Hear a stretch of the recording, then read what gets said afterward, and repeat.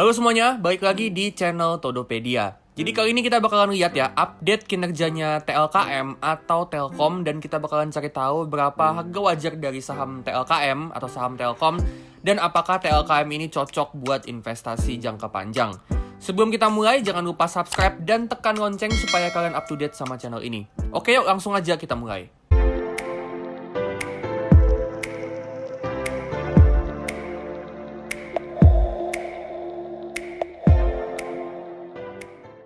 Oke, kita lihat dulu ya update kinerja dari Telkom. Revenue-nya Telkom itu tumbuh 3,6% year on year, terus operating profit-nya turun tipis ya 2,9% year on year, dan laba bersih sama EPS-nya itu naik 6,9% year on year. Jadi Telkom ini termasuk company yang growth-nya lambat ya. Dan kalau kita breakdown nih sumber pendapatannya Telkom, segmen dia yang paling besar yaitu segmen data, internet, dan IT, ini tumbuhnya cuma 4% year on year, sama segmen yang kedua terbesar, segmen IndiHome, itu tumbuhnya cuma 7% year on year. Pertumbuhan paling gede itu datangnya dari segmen network and other telco service, yang di dalamnya itu ada anak usahanya yaitu Mitratel yang bergerak di bidang telco tower.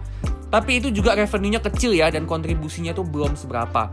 Sedangkan ini segmen SMS, fixed and cellular voice, ini revenue-nya malah turun, dan ini malah jadi beban buat growth-nya Telkom.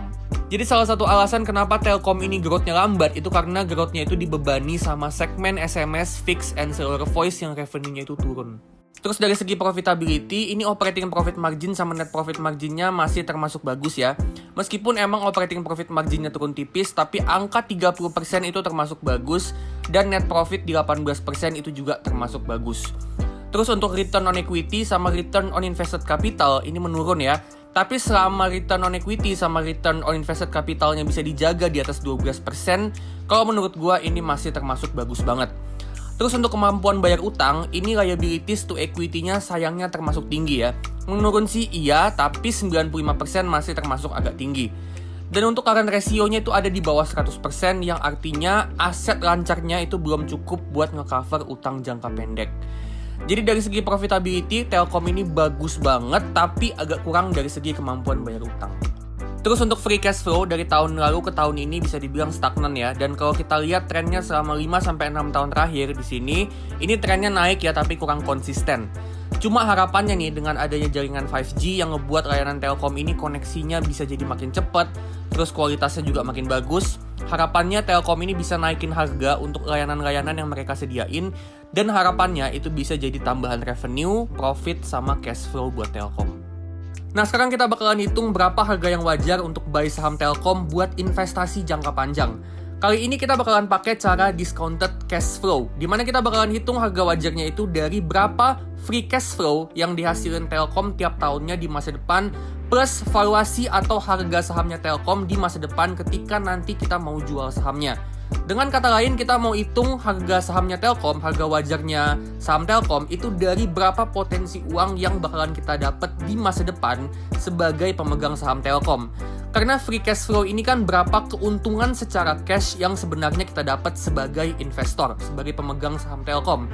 Yang nantinya free cash flow ini tuh bisa dipakai untuk, pertama itu bisa dipakai buat bagi dividen ke investor, terus yang kedua bisa juga dipakai untuk buyback saham, ataupun uangnya itu juga bisa dipakai lagi untuk diputar ke bisnisnya. Dengan kata lain, free cash flow ini tuh uang yang dipakai untuk ngasih keuntungan ke para investor. Nah untuk proyeksi free cash flow-nya Telkom ke depannya, kita bakalan pakai free cash flow-nya Telkom di tahun terakhir, di tahun 2021, dan kita bakalan pakai jangka waktu 10 tahun. Jadi anggaplah kita mau invest di saham Telkom itu untuk 10 tahun ke depan. Jadi kita bakalan proyeksi free cash flow-nya itu untuk 10 tahun ke depan. Dan untuk itu kita perlu bikin berapa asumsi growth atau pertumbuhan Telkom ke depannya. Kita juga perlu tahu berapa asumsi valuasi price to free cash flow-nya Telkom di tahun ke-10 nanti ketika kita mau jual sahamnya, dan berapa ROI atau return on investment atau return per tahun yang kita mau dari saham Telkom. Pertama kita buat asumsi growth. Telkom ini sebenarnya masih punya potensi growth dari adanya jaringan 5G. Plus juga dia punya potensi growth dari anak usahanya yang baru aja IPO yaitu Mtel atau Mitratel.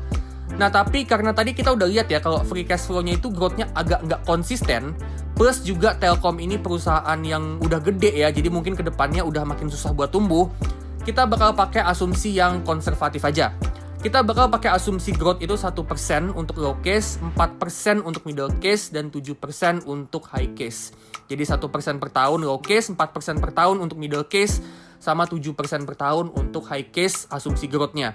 Terus untuk valuasi price to free cash flow untuk tahun ke-10 nanti, pas kita mau jual sahamnya, kita juga bakalan pakai asumsi yang agak kecil aja ya. Kita pakai 11, 13, sama 15 kali asumsi valuasi price to free cash flow. Terus untuk return, kita mau return 15% per tahun dari saham Telkom, karena Telkom ini selain tadi free cash flow-nya tumbuhnya kurang konsisten, dia juga punya utang yang bisa dibilang agak tinggi. Jadi karena potensi resikonya bisa dibilang tinggi, return yang kita mau itu juga harusnya tinggi. Makanya kita pakai 15%. Oke, kita udah buat asumsinya, sekarang kita lihat ya. Telkom per video ini dibuat itu ada di harga 4.600. Dan harga wajarnya Telkom kalau pakai asumsi yang kita tadi ya, untuk skenario yang low case itu harga wajarnya ada di 3.160, untuk middle case itu harga wajarnya di 4.120, dan untuk high case harga wajarnya ada di 5.430. Jadi kalau ternyata nih Telkom ke depannya ternyata bisa numbuhin free cash flow-nya sebesar 7% per tahun, di harga sekarang ini kurang lebih Telkom itu lagi under value. Nah cuma kalau misalnya ternyata dia nggak bisa, dia cuma tumbuhnya sekitaran 1-4% doang, berarti di harga yang sekarang itu saham Telkom udah terlalu mahal. Jadi kalau misalnya kalian percaya nih Telkom kedepannya tumbuhnya bisa 7% per tahun, berarti di harga sekarang Telkom ini masih under value. Nah kalau perkiraan gue, growth rate-nya Telkom itu ada di kisaran middle case ya, sekitaran 4-5% per tahun, menurut gue itu masih mungkin.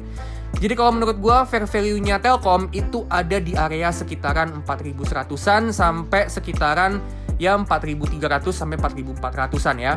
Jadi kalau di harga sekarang di 4.600, kalau menurut gue ini udah agak kemahalan untuk Telkom. Oke, itu dia ya saham Telkom. Kalau kalian punya pandangan lain soal Telkom, boleh banget share di kolom komentar supaya mungkin bisa jadi insight buat gua atau viewers lain. Nah, jangan lupa like, comment, subscribe, dan tekan lonceng supaya kalian terus up to date sama channel ini. Disclaimer ya, ini bukan perintah untuk jual beli saham, ini cuma analisa sama opini dari gua aja. Keputusan di tangan masing-masing, dan apapun keputusan kalian itu bukan tanggung jawabnya Todopedia. Oke, kalau gitu gua pamitan dulu dan sampai ketemu di video selanjutnya.